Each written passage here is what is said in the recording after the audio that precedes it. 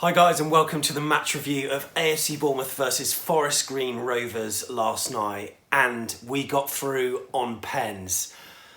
It shouldn't have really got to that point, but it did. Afterwards I tweeted out wanting your 5-word match reports. These are some of the ones that we got submitted, no holds barred. A load of old shit. One-way traffic but luckless. Didn't go, glad I didn't. Travers at home is magic. Both the keepers had blinders. Agree with that, by the way. Not viewable in the States. Oh, Patrick, unlucky, mate. Thank God for Mark Travers. So painfully goddamn slow. Sounded shit on the radio. I would shag Chris Mepham. AFCB win. What a travesty. I see what you did there, Boise. Loads of pretty poor shooting. Couldn't score in a brothel. We really played for penalties. Thankfully, I couldn't see it. 4-1 there. Loving your work there. Should have stayed at home. Wasteful forwards. Indebted to young keeper. I'm loving that, Matt. We have to score there. Lots of huffing and puffing. Wilson couldn't finish his dinner from Matthew there. So thank you very much for all of those. And I agree with most of them, really, because I actually quite enjoyed the game, weirdly. No, it's a bit of a weird thing to say, because I went into it expecting nothing. And it was quite an absorbing affair, especially the second half. I wouldn't say it's waves and waves of attacking, but, you know, it looked like we were going to score, but we didn't. And I've got to say, credit to Forest Green. They were immense. Their fans were brilliant, and I've got to say, their defensive shape and the way they held themselves League Two side against a Premier League team, the fans can go home really proud of their efforts tonight, taking us to, I mean, we weren't at our best, but the way that they were blocking every single shot, I think Jordan Ibe skirted around their defence trying to get shots away so many times. Dominic Solanke, not sure how many block shots he had, but they were chucking bodies on the line. The keeper, I thought, was absolutely fantastic as well. It was two keepers, really, that were incredible and possibly man of the match performances. I mean, obviously Jack Stacey got it in the end, but had the award gone after the end of it, I think Travers would have got it. But let's go through what happened today then. I thought that Boric would start. Travers obviously did. Touch of genius there, I've got to say. But the defence was pretty much as expected. Jack Simpson pairing alongside Chris Mepham, and then Jack Stacey on the right, and then Rico on the left. So in the middle, yeah, we had Andrew Sermon with Kilkenny, and Jordan Ibe was up there as well. Callum Wilson started. Wasn't expecting that, but he started with Solanke alongside him, and then of course the other Wilson, Harry Wilson, was on the other side. So yeah, I mean, it looked a relatively strong lineup. The only kind of lightweight aspect you could say was Kilkenny in the middle of the pitch, and I thought that although he did relatively well throughout the game, I did think he was out of his depth on a number of occasions, but I wouldn't say he gave the ball away any more than Sermon did, 6-yard Sermon.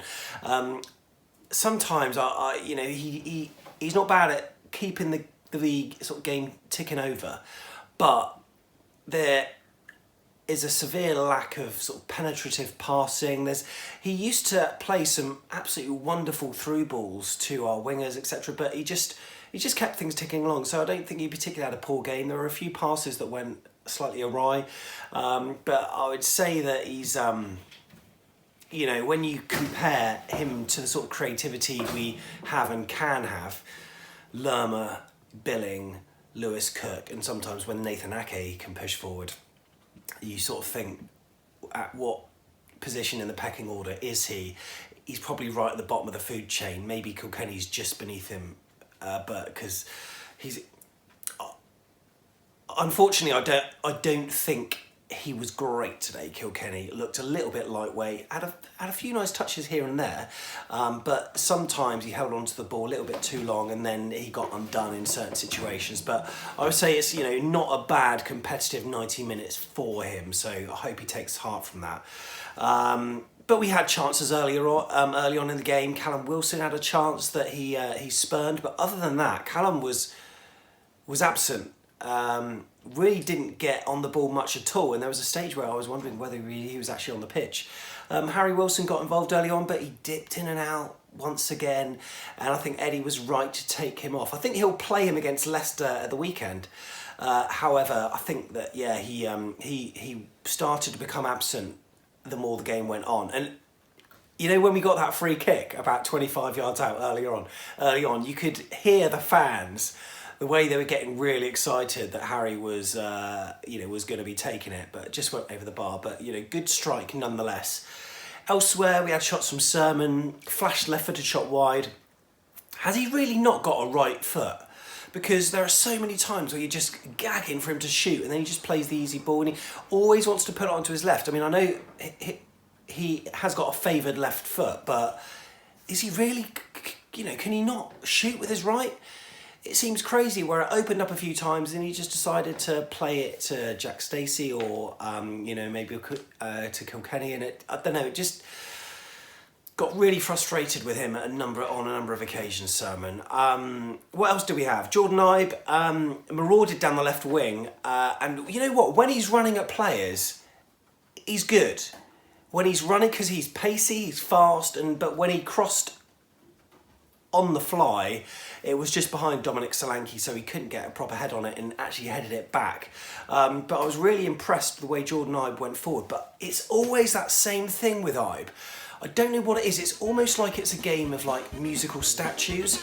And when the player passes it to him, the music's going. As soon as Jordan Ibe touches the ball, the music stops and it's like that. And he kind of shuffles around. He keeps hold of the ball relatively well, shuffles left and right, and quite often takes the long way around. A bit like me when I used to play football. Sean Barker, if you're watching, don't make any comments in there below. You can if you want. But he can beat a man, but sometimes it just stops the flow of the game, and you just get really frustrated that we're sort of moving forward with momentum, and then it comes to him, and whilst he can beat a man, it's stopped. The game is stopped, and by that time Forest Green have got a number of midfielders back, and it's just like, oh, hang on, we only had 4 men to beat and now we've got 7. That does frustrate me about him a little bit, but I don't think he had a dreadful game, but sometimes his decision making is a bit poor. But he managed to help the team. Well, we carved open the defence a number of times. In the second half, I thought he was not bad, the way he kind of ran across the pitch and then fed Ryan Fraser, and that created a chance for us. But other than that, I'm still very frustrated with Ibe, because we know that on a good day he can be brilliant, but he just doesn't have a good day that often. Elsewhere in the first half, what else did we have? Yeah, Jack Stacey also flashed it wide as well. And the second half pretty much started the same as the first, really. First 15 minutes I thought was not great. We were growing with the amount of pressure and possession that we were having, and Forest Green were becoming more and more resilient.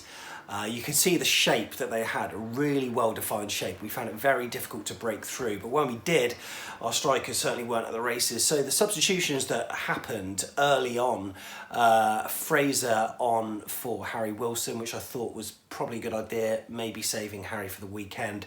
And also, Ryan Fraser's not a player that's scared to attack, is he? And also King for Callum Wilson, right decision. Callum, I don't think you had a good game. King, I thought did all right. Strong on the ball, a little bit better on the ball than he was at the weekend against Man City. And then later on in the match, of course, we had Billing, who replaced Kilkenny, and Billing was pretty solid. But yeah, we managed to create so many chances.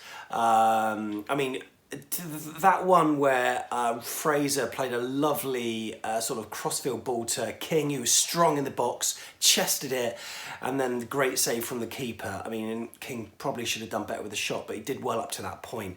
Another chance as well where the ball, I can't remember how it reached him, but the ball was squared to King on the line. He was on the floor, but he managed to knee it over the bar. Would you believe it?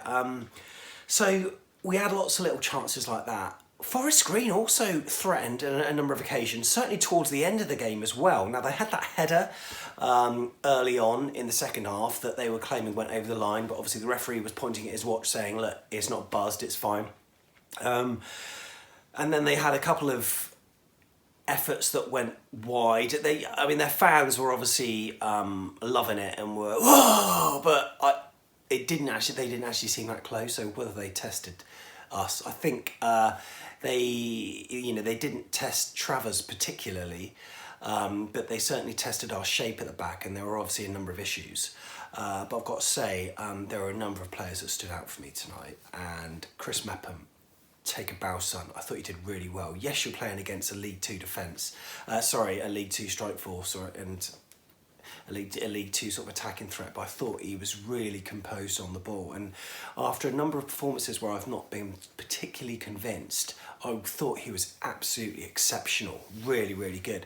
Another player, Jack Stacey, I think he's played himself into contention, you know, especially when I compare that with Rico, who's had Premier League experience. Rico, again, he seems to have a real conservatism about his play. He's scared to go forward, and when he does, his delivery into the box is not particularly the best. So I think I would play Adam Smith on the left and Stacey on the right. That's what I would do. Whether Eddie will want to do that, I'm not too sure, but Stacey I thought was really good, and his positional sense was very similar to Simon Francis at times. I was looking, I was sat in the north stand and I was looking to the left of the pitch, even when the ball was on the right, and the positions that Jack Stacey was in was very advanced. Compare that with Rico, and he sits quite a long way back. Now, as the game drew on, he was getting forward, but he was losing the ball quite a bit. And again, I just willed Rico to beat a man and then get the ball in the box. And there's occasions where he did. As I said, his delivery wasn't the best.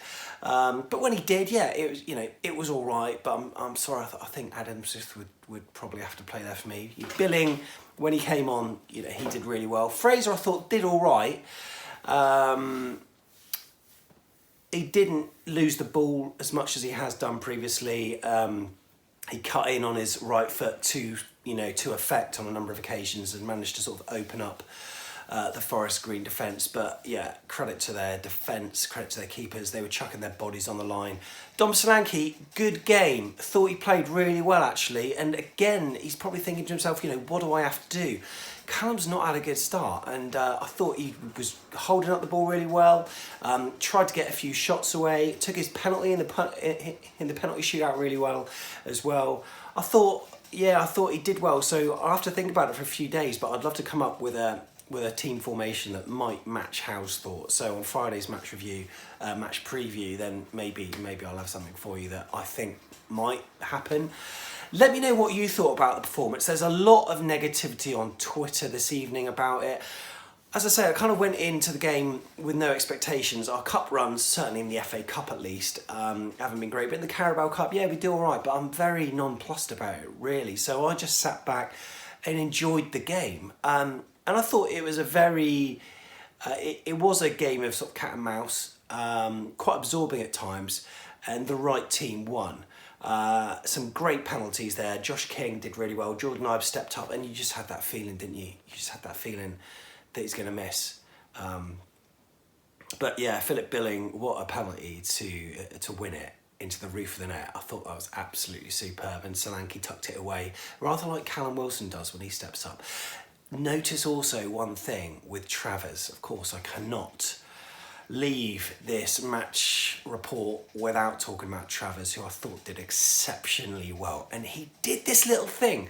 I was sat next to our camera girl Lucy to my right, who does the videos, who films the videos after the games. And I said, he's not quite standing in the middle. And, obviously the ball was on the penalty spot and Travers was slightly to the left at the start. And it was just not sure if he was doing it on purpose, but to me, it's just there's an invitation to shoot to my left or to the right as I was looking at it. So that's where I'd have placed it. And then he did. And then just as the player was going up to take it, he just shuffled into the middle a little bit. Obviously, the player's probably already committed, thinking, right, that's where I'm going to go. And then he saved it. He did the same with the second penalty. He did the opposite with the third penalty. And you always knew that he was probably the Forest Green striker was always going to place it to the other side. He probably wasn't going to go to the same side again. And Travers saved it again. Oh, absolutely phenomenal. And I don't know whether he was doing it on purpose, Travers, but really good saves, strong hands. They weren't awful penalties. Dominic Solanke's penalty was worse. and it went in. But obviously he just had the know-how just to see which way the keeper was going, and then last minute make his decision. It takes exceptional brain power and skill to do that. But yeah, Forest Green's penalties weren't bad, but Travers, credit to you, mate. And Eddie Howe's obviously looking to the future. Really expected Boric. Travers was picked. I'm sure he'll be picked again for the next round of the Cup. We've been drawn away to Burton Albion, our friends at Burton at Pirelli Stadium. Always had good matches against them. Obviously the last time we played them in the League Cup, we beat them 4-1. Remember, that was the game that everyone went to because I thought, oh, I'm going to be first in line for the Cup for the next match. I can't remember who we were playing in the next round. Was it Liverpool or something? It was a huge match for us at the time. And then the club was like, no, actually, it's not going to be done on that match, but, thanks for coming anyway. But we're playing them, going to the Pirelli Stadium, have great memories there of our 2-0 win, and getting promoted from League 2 to League 1. Great days. Whether I'm going to go or not, it depends on work. Would love to, because it's a decent day. A bit of a drive. However, yeah, we'll see about that. But yeah, a fairly enjoyable night. But we've had some more 5-word match reports in, and I'm going to put them on your screen now.